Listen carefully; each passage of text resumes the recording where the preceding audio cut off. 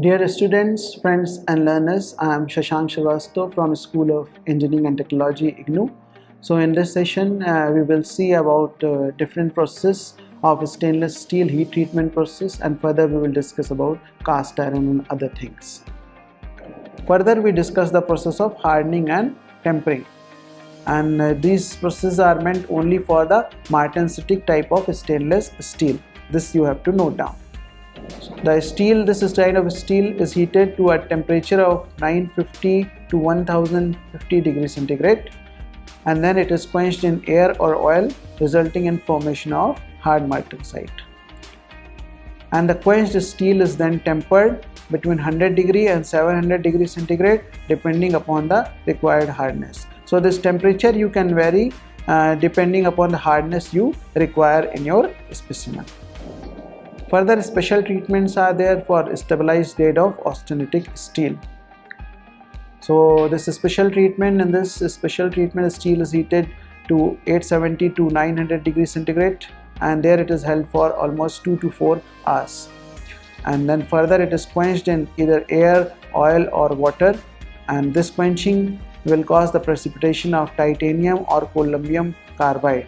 So these two carbides will actually prevent the precipitation of chromium carbide, which is a dangerous thing during the service life. Further, now we discuss about the post-weld treatment. We earlier saw how weldability is affected in many cases, so we need post-weld treatment also. So welding, we know this process actually induces undesirable residual stresses, and thus the corrosion resistance is reduced. And weld decay, if you have read about the manufacturing science and the welding process, so you must be knowing about one defect that is called the weld decay, and it's a common welding defect in stainless steel, and this is caused by what? Precipitation of carbide of chromium. Again chromium carbide is coming, and this is formed in the weld region and the heat affected zone. HAZ means heat affected zone. The result of the precipitation is great susceptibility to intercrystalline cracking. So due to this chromium carbide, there can be intercrystalline cracking, and there is reduction in the corrosion resistance. Stress relieving annealing or solution annealing, the three processes which we discussed earlier, these are the treatments recommended for weldments before putting them to use. So we need these kinds of process before the welding can be said to be accurate or fine. So after discussing the heat treatment of the SS, we now discuss the heat treatment of the tool steel. So again the same processes are there, like the normalizing and the annealing, and they are very necessary, especially in the case of the forged type of tools. Forging is a process which we study in the manufacturing science, so in that case we need these processes. Normalizing here is carried out to remove undesirable residual stresses, coarse grains and non-uniform structure. So mostly you see all these processes are meant for removing the residual stresses, and also sometimes this coarse grain structure. Why? Because this coarse grain will not form a compact structure, and its strength will be lower. That's why we want to remove coarse grains also, and we want a homogeneous structure. The tools are machined to exact dimensions after normalizing, and this causes strain hardening. So after the normalizing process is over, what happens that the tools are machined, because they have to be made to certain exact dimensions, and due to this machining process another defect comes in, a kind of defect, that is strain hardening, and it can be detrimental for certain things. The intermediate annealing from just below lower critical temperature is applied upon the tool to remove this strain hardening. So now we have a solution to remove this strain hardening, which we discussed just now. What will we do? We will do intermediate annealing from just below lower critical temperature, that means around 723 degrees centigrade. The tool steels have generally lower thermal conductivity. That means the heat loss will not take place at a good rate, and if the tool is heated at a faster rate, then what will happen, that some portion will be hotter and some will remain cool, because the thermal conductivity is less, and it will lead to distortion and cracking may occur. To avoid such things, cracking and distortion, the tool before any treatment will be preheated slowly to temperature around 600 to 800 degrees centigrade. This preheating is very important because we have to prevent the cracks and distortion. The tool is held at the preheat temperature. This is the process for this. It is held at the preheat temperature sufficiently long, meaning we have to give certain time to allow whole body to come up to a uniform temperature. That's why I told you earlier that one portion is at a certain temperature, the other one is at a cooler temperature. So that difference cannot be allowed. We need a uniform temperature throughout the whole body, and for this process of preheating is done. And in this way we heat it to the required temperature and the treatment is over. Now we discuss about the process of tempering and stabilization. So this one is done, these two processes, tempering and stabilization, to minimize the existence of untempered martensite, retained austenite and carbide in the structure. So all these things actually pose difficulties or problems, so that's why we want to minimize these things. And reason again is same, that residual things are there and they do not permit to establish correct austenizing temperature. Tempering, besides removing these structural deficiencies, also help induce secondary hardness. So tempering is a very good process. It helps to remove the structural deficiencies and at the same time it helps to induce secondary hardness.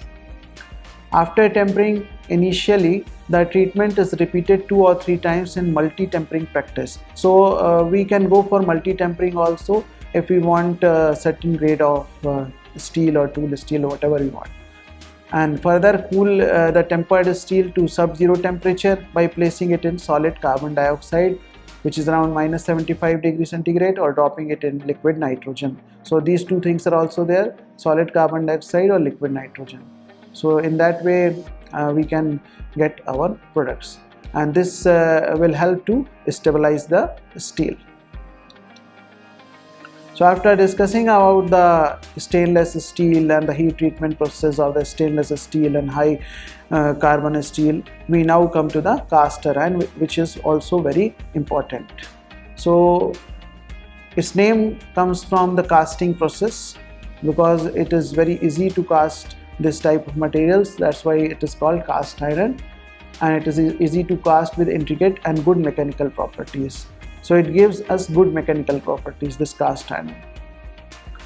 There is a eutectic point actually, like you have read in the previous sessions, which is 4.3% of carbon, and it has a solidification temperature of 1135 degrees centigrade. So alloys within the carbon range of 2.3 to 4.2% actually, they come under this category of cast iron, and they are referred to as hypoeutectic irons and come under this category. They are referred to hypereutectic if it is more than 0.8% of carbon. Although the melting points of cast irons are much higher than several non-ferrous alloys, yet they are within the reach of simple melting furnaces, several of which are commercially available. So we can see that melting point of cast iron is much higher than non-ferrous alloys, but still we are using it because there are simple melting furnaces for this cast iron. That's why it is very commercially viable for us. And what are the properties of cast iron? It is a very cheap material, so it can be used extensively, and it is a lower melting point around 1200 degrees centigrade as compared to steel, that is 1380 to 1500 degrees centigrade. So why lower melting is needed? Because then it can go into the liquid form easily and can be casted into different shapes. So the point coming in, that is good casting properties, and that means high fluidity and low shrinkage, sound casting, ease of production and large number. And it is good in compression. The compressive strength of cast iron is very good, but ductility is not that much, but still ductile CI is also available, and it is machinable in most cases. Then it has remarkable abrasion resistance, that means its hardness is also very good, and it has excellent damping characteristics, So this damping characteristics actually makes it very well known in different industries, because we can use it in the foundation and the housing, where we want the damping process to take place and the vibrations to die down, because it helps to isolate the vibrations. Suppose even if there is an earthquake, then our housing structure has such type of material which can absorb that, then it will be very good. So cast iron is that type of material, and alloy cast iron is good against the corrosion also. So constituents of cast iron: it is carbon content of more than 2%, and silicon is around 0.5 to 3%, and the silicon actually controls the form of carbon in cast iron. Sulfur content actually varies from 0.06 to 0.12, and sulfur actually is present in the form of ferric sulfide, that is FeS, which tends to melt at comparatively low temperature, causing hot sharpness. So when we are heating it, this phenomena can occur, that hot shortness, meaning that embrittlement can occur. So sulfur is not a very good thing for cast iron also. And manganese actually inhibits the formation of this ferric sulfide FeS. So if we have sulfur, then we can add manganese, because it will help to prevent the formation of iron sulfide, which is detrimental to cast iron. Phosphorus, in case of cast iron, it increases fluidity, so it is helpful for pouring process. So phosphorus is not that bad for CI, and phosphorus but again has to be restricted between 0.1 to 0.3%, because it reduces the toughness. So toughness of CI will be reduced if phosphorus goes beyond a certain limit, and it is generally present in the form of FeP. The chemical formula is FeP, that is iron phosphate, we can say. Manganese in cast iron is in the range of 0.1 to 1%, and this helps to improve upon the hot shortness by taking care of the sulfur. So again the manganese is helpful here, because it reduces FeS. Now the classification of the cast iron: there are various categories: white cast iron, grey cast iron, nodular cast iron, and the mechanite cast iron. So these are the most basic 4 types. Now we discuss the first one, that is the white cast iron. So it contains carbon in the form of cementite. Like we discussed earlier in the previous sessions, cementite was there, which is given by the chemical formula Fe3C. So here again it comes in, because the percentage carbon is in that range beyond 0.8%, and it also consists of perlite, cementite, and ladeuberite. So it has both things, it has cementite also and it has perlite also. So that is the carbon range in case of white cast iron, and it has a high hardness and wear resistance also, but is difficult to machine, but it still can be ground. Grinding is a process in the manufacturing, like there are grinding wheels, so it can be ground.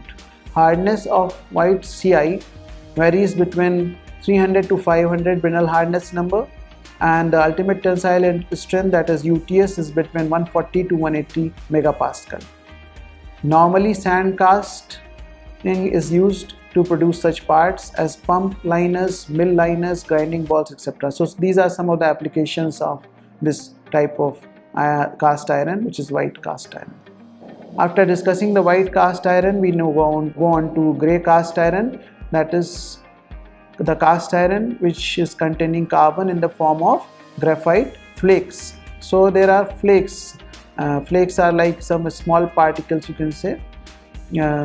They have a certain shape, and these are of graphite, and these are dispersed in the matrix of ferrite or perlite. Thus they are called the grey cast iron. So this flakes of graphite are in a mixture with ferrite or perlite, and this name is derived from the fact that a fracture surface appears grey. So in the case of this iron, if there is a fracture surface, then it will be of grey color. Grey cast iron differs in percentage of silicon from white cast iron, while carbon percentage is almost the same. When discussing about this grey cast iron, we will discuss about the making process also, how it is made. So the liquid alloy of suitable composition is cooled slowly in sand mold. There's a sand mold, and liquid is poured inside it, and then this decomposes Fe3C, that is the cementite, into Fe and C. So both separate out, and the separated C is precipitated in the form of graphite flakes, which we discussed earlier. So this graphite flakes are coming from Fe3C only when both are separated. Addition of silicon, aluminium or nickel will accelerate this graphitization. So graphite flakes vary in length from 0.01 to 1 millimeter. So these are the dimensions of these graphite flakes. So the graphite flakes that are present in this grey cast iron, actually they provide an easy passage to cracks, thus not allowing softer microstructure to deform plastically.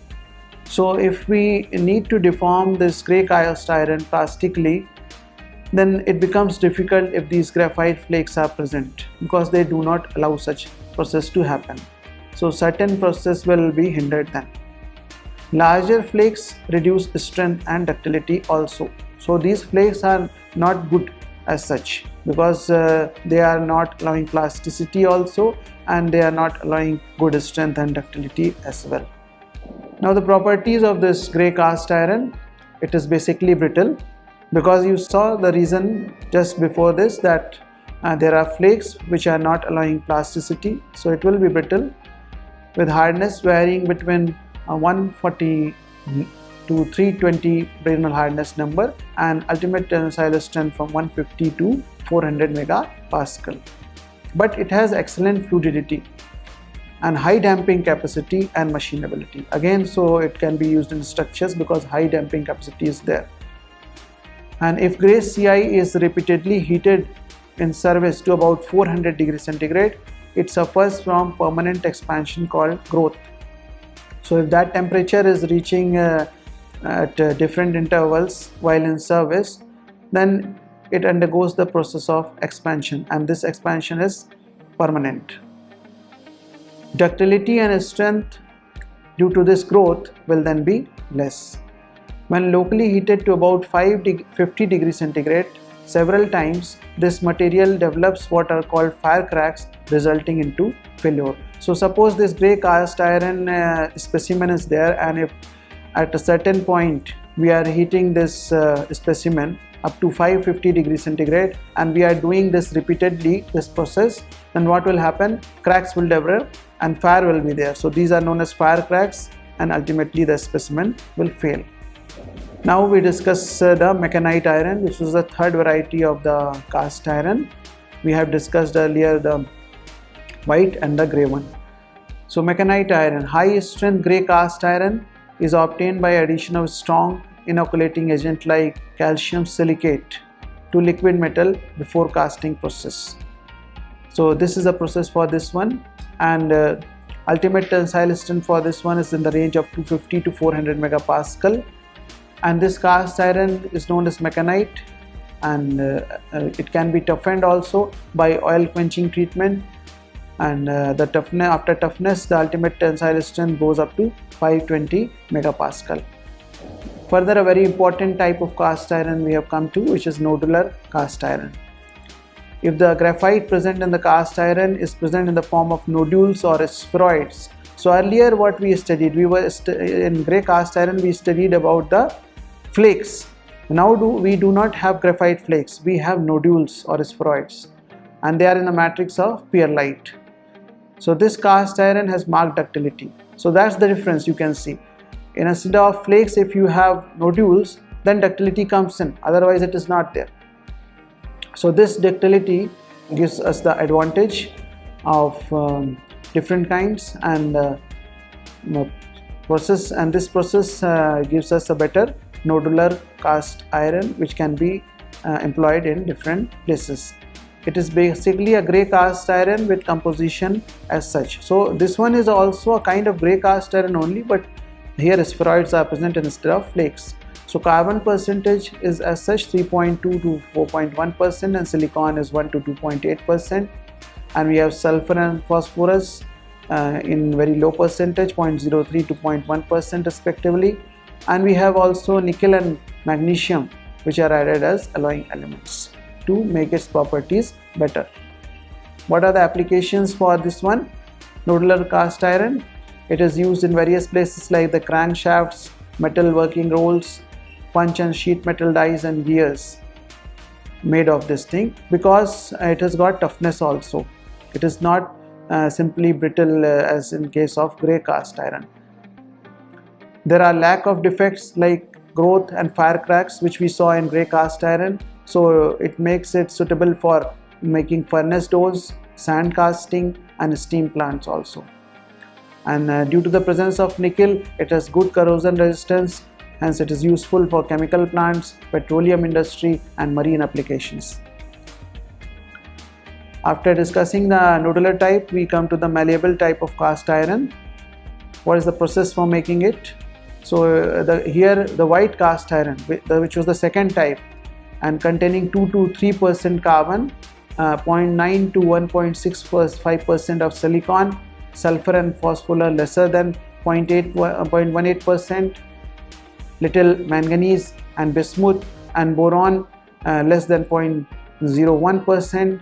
Then this one can be heat treated for 50 hours to several days to produce temper carbon in the matrix of ferrite or perlite, thus imparting malleability to Ci. So this is the process for making the malleable cast iron, and these can have as high as 100 megapascal of ultimate tensile strength and 14% elongation also. So this one can be made in the form of sheets, malleable cast iron, and it can be used in various purposes. So the applications of malleable cast iron, it has properties like greater strength, ductility, machinability, wear resistance, and also convenience of casting in various shapes. So the applications are like in automotive parts, in crank and camshafts, steering brackets, shaft brackets, brake carriers, etc.